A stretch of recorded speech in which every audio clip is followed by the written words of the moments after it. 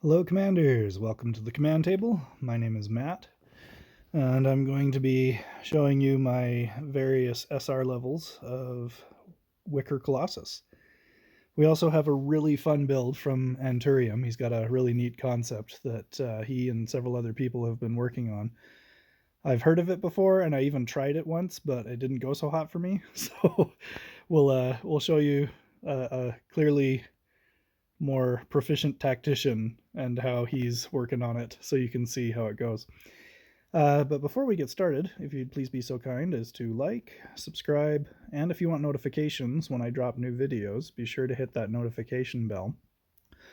Also, if you have any questions or comments, please feel free to leave those below. Alright, so I will show you my current setups for the various SR levels that I go through here. Okay, so for this one, this is my SR15 setup.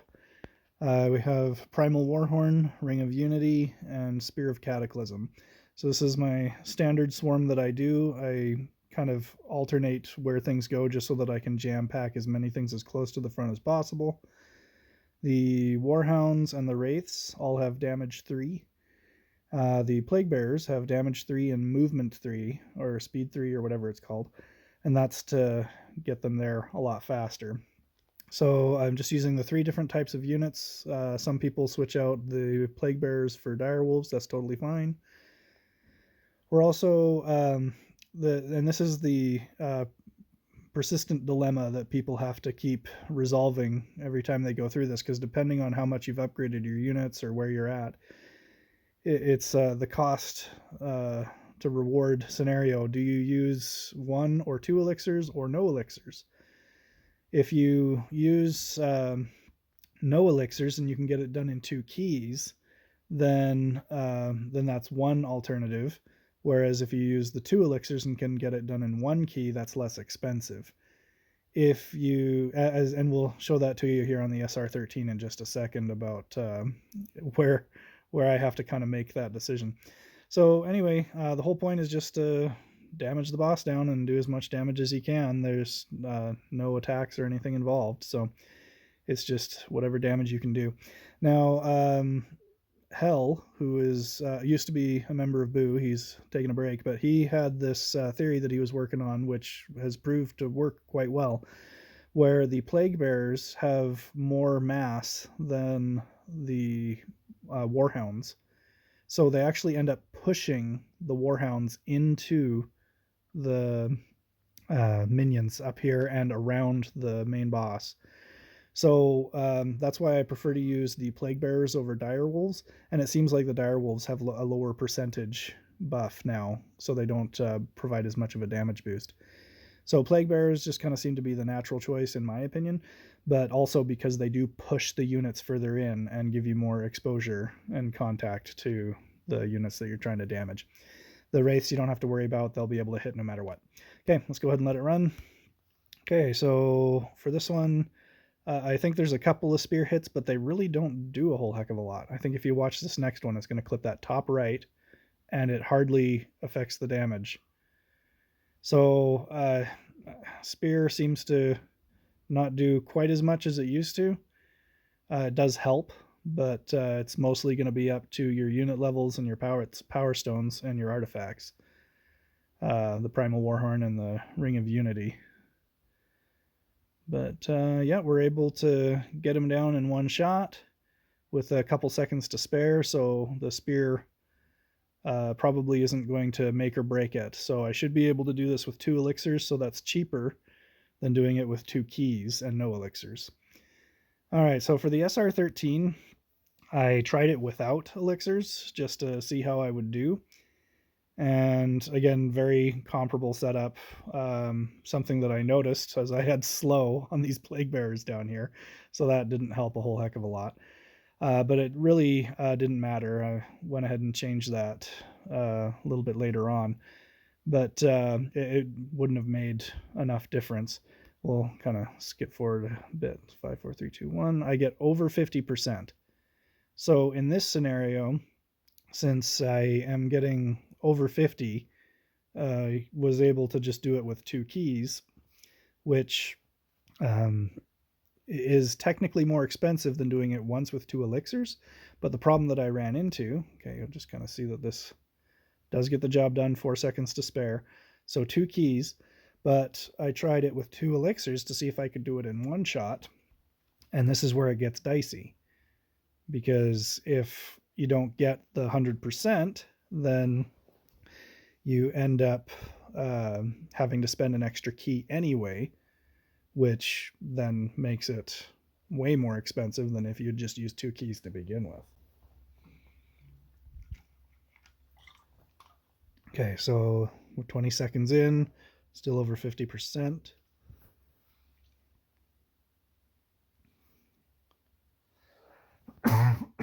Excuse me. But yeah, we don't quite get him. So this is where you just have to make that cost to benefit analysis and be like, okay, it's just safer to use 2 keys, save the elixirs for another time. And the last one is just capping it off. I didn't use any elixirs for that because it was so little health left. Okay, for the SR9, I do not have Spear of Cataclysm on my SR9, so I just running Pendant. Doesn't really matter what you use if you don't have Spear. And I don't think I used any elixirs. Yeah, there's no elixir showing, so I didn't use any elixirs. But again, very similar build, very similar concept, and able to one-shot.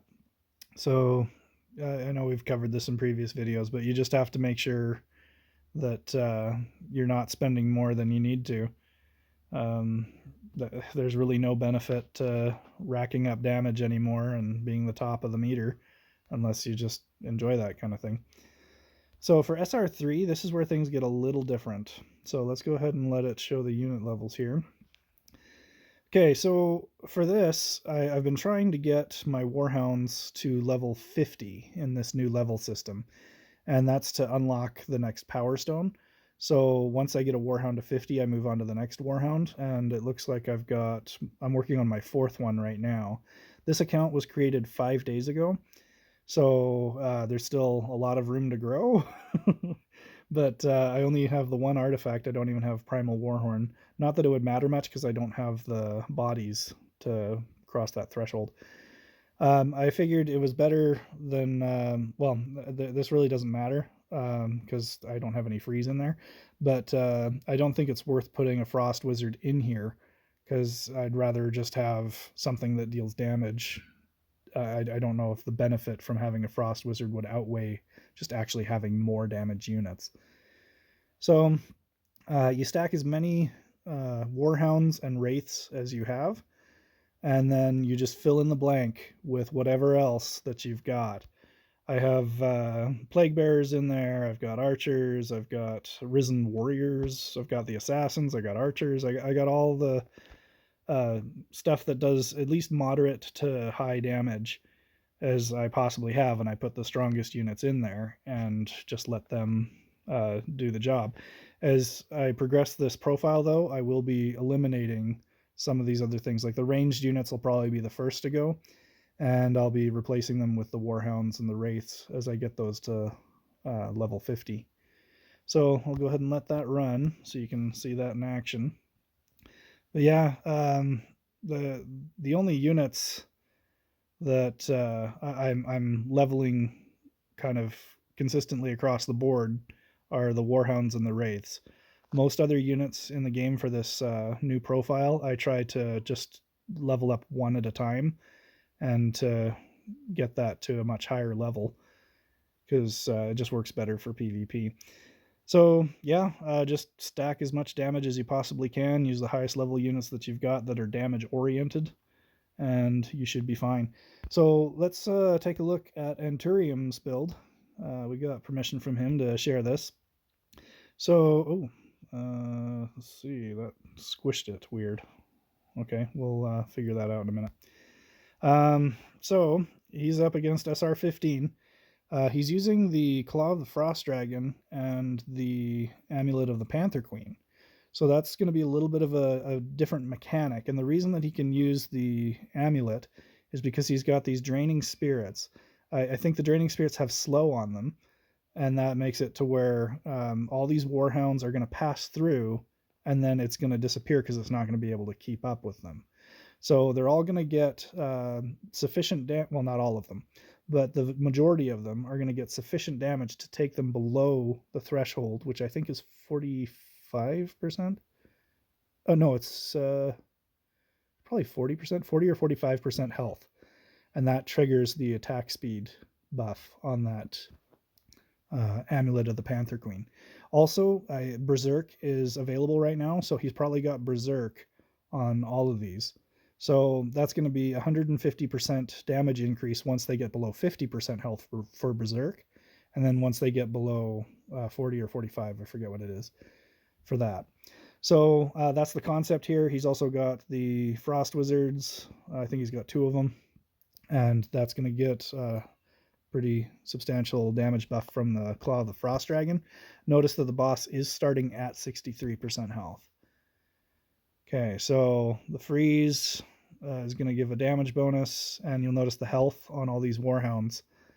I don't see any skulls, so he has it figured out to where none of them die, but maybe 80-90% of those Warhounds get below the 2 thresholds for Berserk and for the Amulet. So there's some good concepts here. It looks like so he took out 60-something% of the health, and he had 14 seconds left to go. So this could be a one-shot if the boss was at full health. If not, it would be pretty darn close.